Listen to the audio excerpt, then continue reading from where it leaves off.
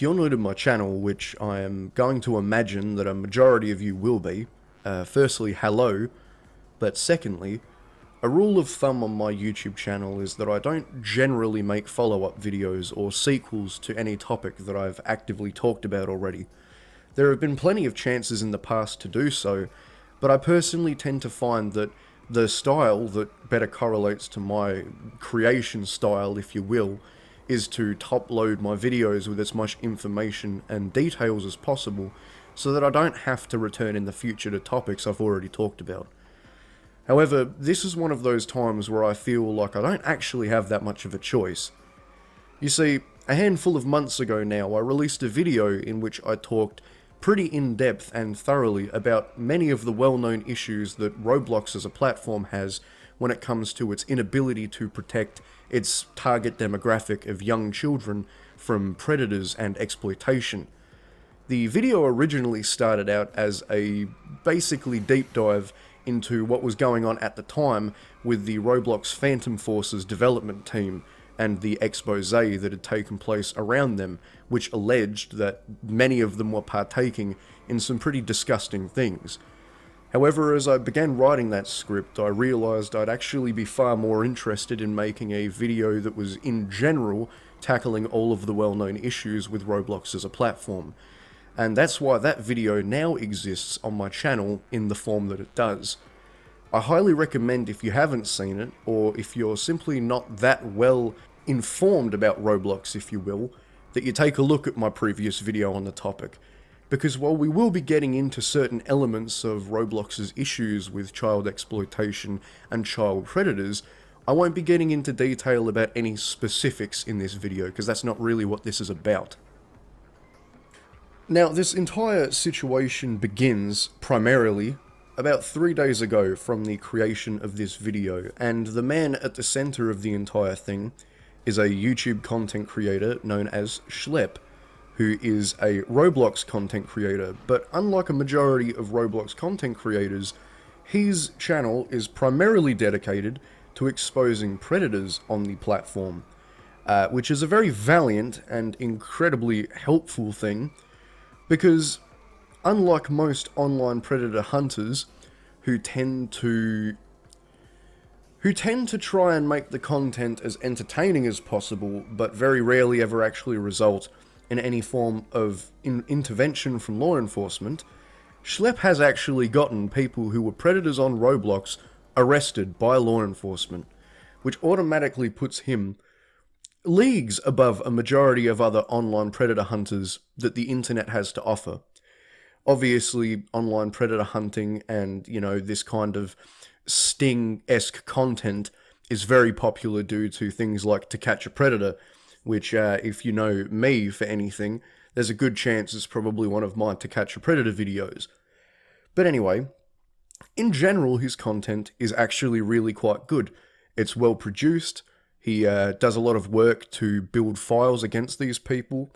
It's not entirely focused on entertainment value like a lot of these other content creators and channels tend to be.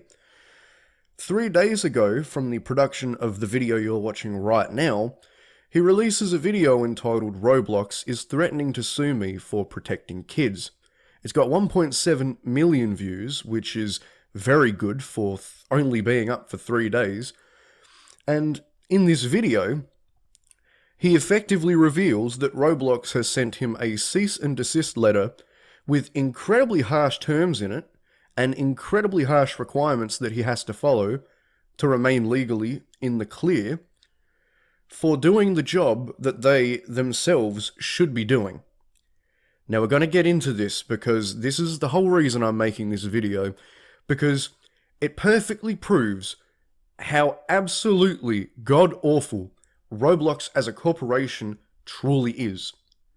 Now, it doesn't take O.J. Simpson's PR representative to have to tell us why Roblox has made the decision that they've just made, and why they're doing this, and what their prerogative is, because it's really obvious. It's incredibly obvious. Roblox has had a terrible reputation for years when it comes to this stuff. Such a bad reputation that they're actually being taken to court for the very thing that Schlep was actively trying to exercise from the platform. Roblox right now is being taken to court because they are so terrible at protecting their target demographic that so many terrible things have happened to so many children, so much exploitation, and so many major crimes have taken place on Roblox as a platform that they are being taken to court for it. And it was only a matter of time. If it wasn't going to be a specific person or a specific group of people that brought a case to Roblox, it would have most likely been some federal agency who looked at Roblox's track record and said, a lot of crime takes place on your platform. You don't really ever seem to be too quick to actually want to do anything about it.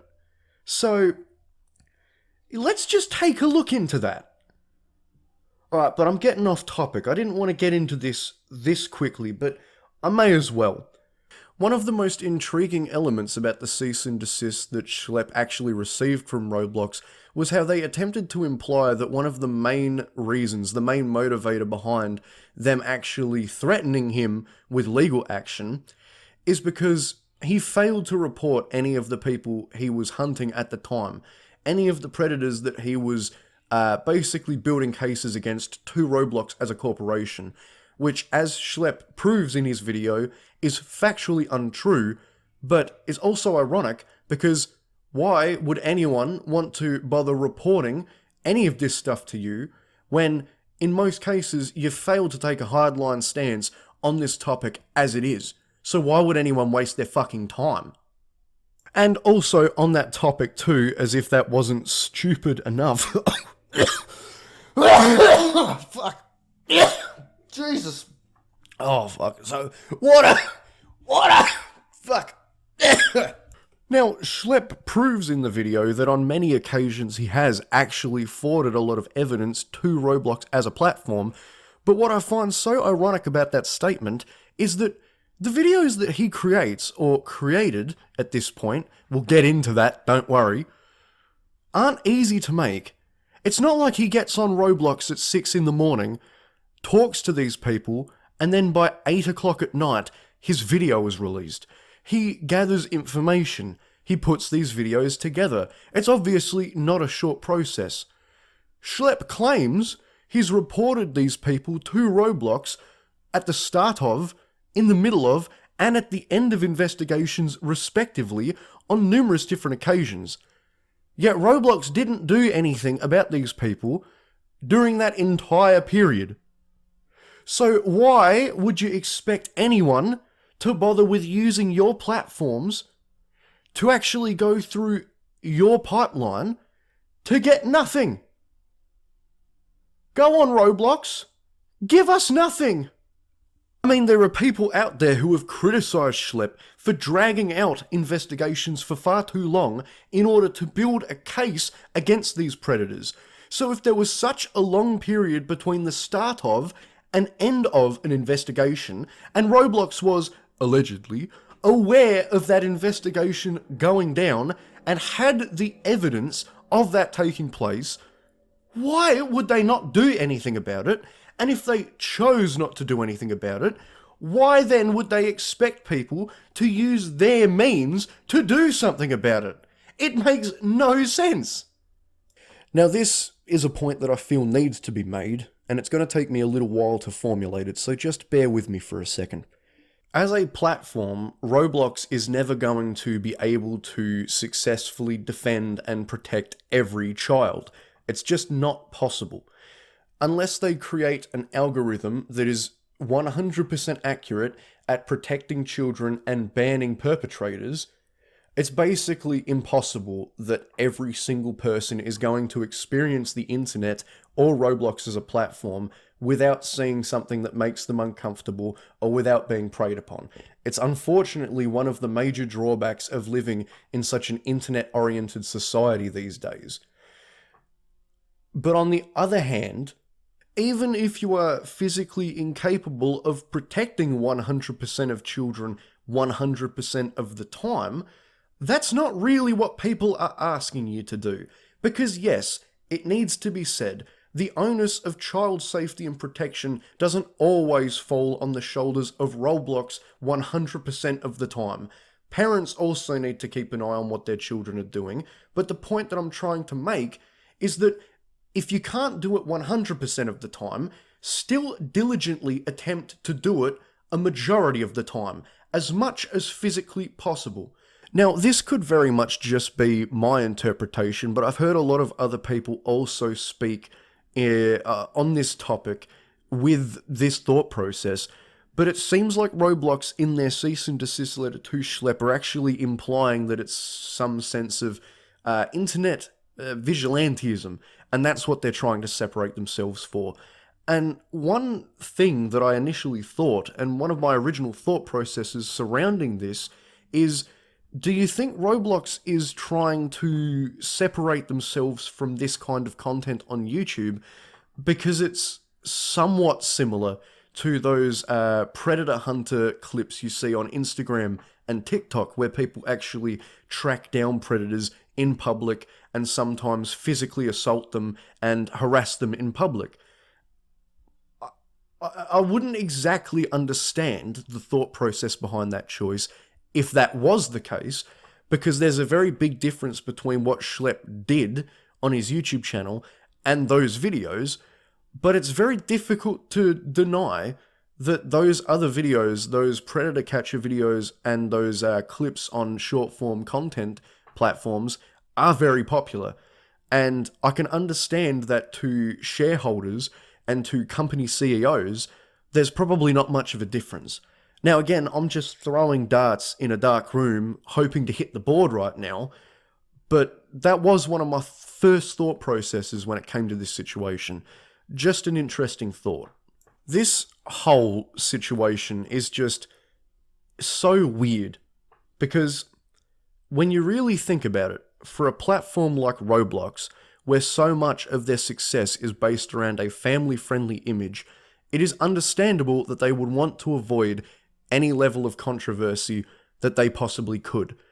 Unfortunately, they kind of came to a crossroads where they had two paths they could choose to go down, because their reputation has gotten so bad over the last few years, especially with all the crimes that have taken place associated with Roblox, and basically everything that takes place under the surface.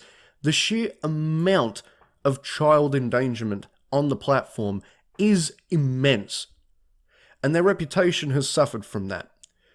And I think that's why they've been so willing and transparent with suppressing Schlepp specifically, is because it looks really bad on their end to have a content creator dedicated to taking out trash on their platform that they arguably should be responsible for. And the worst thing about this whole situation is that, predators be damned, Roblox still has other issues that they have yet to solve and yet to have fixed that I mentioned in my first video, which is even worse when you really think about it. But ironically, in some cases, while Schlepp absolutely does not deserve, because let's also talk about this now too, one of the terms in the cease and desist letter sent from Roblox is that Schlepp is banned from using Roblox as a platform ever again. Which basically means that the main source of income he has, the one thing that he had basically grown his YouTube channel off of, is now dead.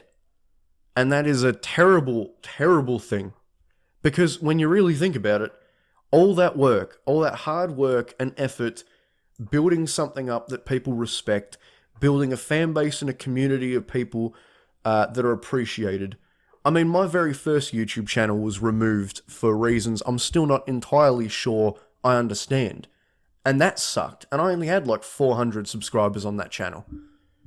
So I know how it feels. I can't imagine knowing how it feels to have your primary form of content basically barred off from you. His channel is still up on YouTube, obviously, because it can't legally affect his YouTube channel. But when you focus for so long on one platform and one game and trying to clean up those, clean up that platform, and then only to be basically spat in the face and kicked down a flight of fucking stairs, Imagine how terrible that must feel. There are obviously other places he could go to, but why would you want to be motivated to do that when you're basically being told by one of the biggest companies in the gaming industry on the planet right now that we don't need you to help, we don't want you to help because it makes us look bad, and then use some excuse like, oh, well, you're actually getting in the way of our ability to do our job. Like, what even would you are you supposed to feel after that? The worst thing about this entire situation is that Roblox's reputation would probably be so much better if they actually just took a hardline stance against this stuff. Because I'm not by any means saying that Roblox is supporting predators like a lot of other people are, because while it's definitely funny, you can't deny that, I highly doubt it's true. But let me just use an example here.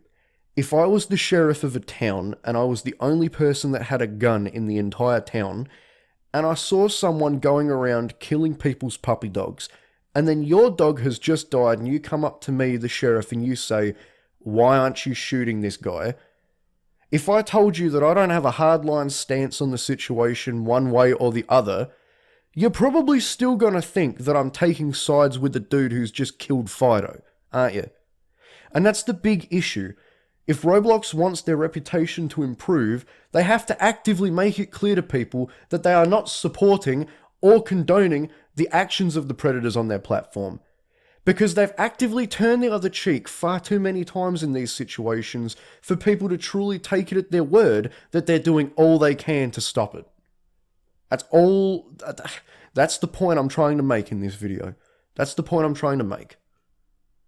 If there's one silver lining in this entire situation, and I know it probably isn't much for Schlep because it's rough being banned from a game that you obviously care about a lot.